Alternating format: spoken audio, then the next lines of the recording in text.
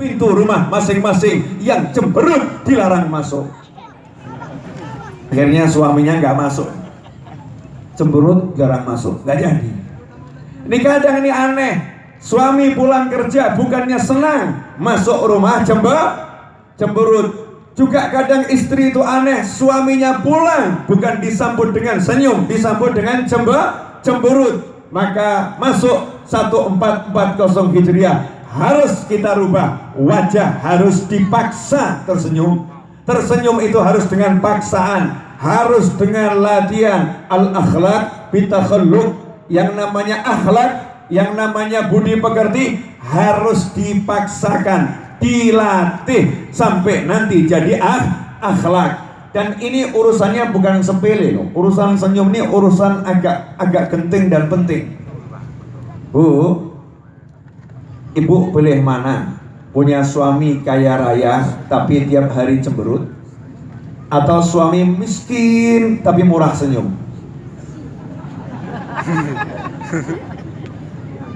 Halo Bu, pilih yang mana? Oh, nggak ada pilihannya itu. Pilihnya kaya murah senyum.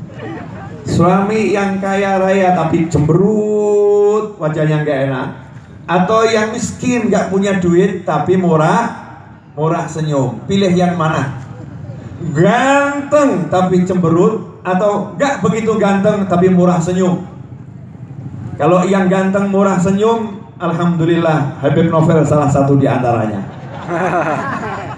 Saya tidak membutuhkan pujian Anda saudara-saudara, karena saya cukup puas dengan pujian saya sendiri.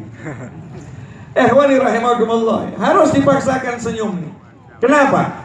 Karena yang namanya penghuni surga, ciri-ciri penghuni surga. Jadi penghuni surga itu sekarang udah kelihatan mana-mana. Makanya ada yang dibocorkan oleh Nabi Muhammad SAW. Fulan min ahlil jannah, fulan min ahlil jannah, fulan penghuni surga, fulan penghuni surga. Bukan calon penghuni surga. Seringkali terjemahan salah. 10 sahabat calon penghuni surga. Salah, bukan calon penghuni surga. 10 sahabat yang sudah menjadi warga surga, bukan calon. Karena kalau calon masih bisa gagal. Makanya banyak calon bupati gagal, calon gubernur gagal, calon-calon gagal. Tapi kalau sudah jadi, insya Allah tidak gagal. Tidak ada sahabat yang menjadi calon penghuni surga. Seluruh sahabat itu adalah penghuni surga, warga surga. Nah, Bapak Ibu saya, kita ini termasuk calon atau penghuni? Nanti dulu. Maka kita harus mencocokkan diri kita dengan informasi yang pernah dibocorkan oleh Nabi Muhammad SAW. Rasulullah udah ke surga, Rasulullah udah lihat surga, Rasulullah udah ke neraka, Rasulullah udah lihat neraka. Sallallahu alaihi wasallam. Ketika Rasulullah masuk ke neraka, pertama kali malaikat yang respon, malaikat Jibril alaihissalam. Malaikat Jibril respon kepada malaikat yang menjaga neraka. Wahai malaikat penjaga neraka, tolong engkau saat ini juga tersenyum. Ternyata malaikat penjaga neraka tidak pernah tersenyum sejak diciptakan sampai kapanpun juga, kecuali hari ketika Nabi Muhammad SAW survei ke neraka. Malaikatnya mendadak tersenyum. Boleh saya nanya, kapan Nabi Muhammad SAW survei neraka? Bawa apa? Halo ibu-ibu, Isra Mi'raj. Saya mau nanya, nerakanya sudah ada penghuninya belum waktu Nabi survei? Sudah ada. Pertanyaan saya, sudah ada yang masuk neraka belum sekarang? Belum ada. Semua masih di alam barzakh. Surga neraka itu nanti setelah hari kebangkitan, dikumpulkan di padang mahsyar, diperhitungkan di yaumil hisab, baru masuk surga atau neraka.